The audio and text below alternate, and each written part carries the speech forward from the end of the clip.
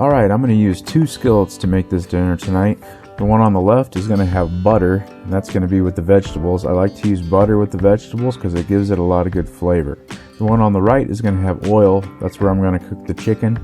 I'm using oil because I'm going to cook the chicken at a higher temperature than the vegetables, and the butter would burn at that high temp, so I'm using oil here for the chicken. First step is to get some potatoes ready. These are Yukon Gold potatoes. They're my favorite kind of potatoes. They don't really require any peeling because the skin is very thin. Just slice off any of the bad spots or the eyes that I don't like. Just slice those off with a knife and then just dice them up. And I'm going to dice these potatoes into about 1-inch cubes so they'll cook rather quickly. You could cut them larger or smaller depending on your preference. And I'm just putting these in the cold pan along with the butter. There's really no need to melt the butter ahead of time, although you can do that too. Next is an onion. I like onion in this dish. If you don't like onion, just leave it out.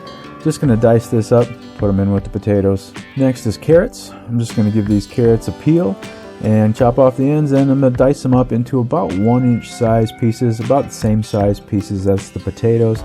They cook about the same rate as the potatoes, so I'm going to cut them about the same size. And on the stove they go. I'm going to put that burner at about medium-high until that butter gets all melted and things start to warm up a little bit. And after a couple of minutes, after the butter gets melted and they've warmed up a little bit, I'll give that a stir. Just give that a thorough mix. Get all those pieces of vegetables coated in that butter. I'm not going to add any salt or seasonings quite yet. I'm going to do that later on in the process. The main reason is I just don't want any of the seasonings to burn while the vegetables are cooking. The lid goes back on. I'm going to turn that heat down to medium, and I'll stir those maybe every 5 minutes or so just to make sure nothing's sticking or burning. Now for the chicken. These are chicken breast tenderloins. I like to use these a lot because they're pretty convenient. They defrost really easily because they're smaller pieces, but you could use whatever chicken you like, white meat, dark meat. If I was using full-size chicken breasts, I would cut them into smaller pieces because one of the advantages of having these smaller pieces is that they'll cook a little faster. And it's been about 10 minutes. I'm going to get the lid off and get these veggies stirred just to make sure nothing's burning.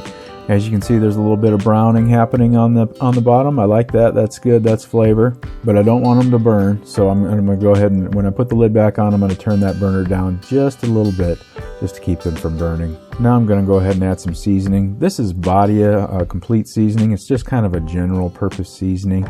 Go ahead and add your favorite general purpose seasoning.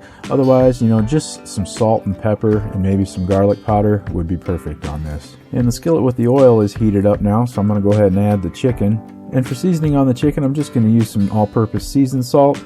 Again, use whatever seasoning you like the best. And like I said, salt and pepper and garlic powder would be perfect here as well. Check on those potatoes and carrots one more time. These are looking completely done. They're soft and tender. And I'm just going to go ahead and put the lid on and turn the heat way down to low. And these are just going to stay warm while the chicken finishes cooking. So this chicken's been going on medium-high heat for approximately 5 minutes or so.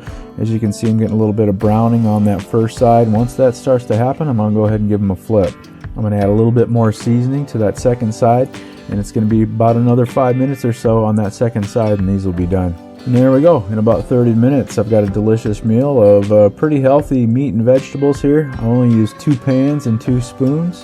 And I like to have a little dollop of sour cream with some fresh cracked pepper on that as a side condiment for my potatoes. This is a quick and easy meal that can be made just about any night of the week.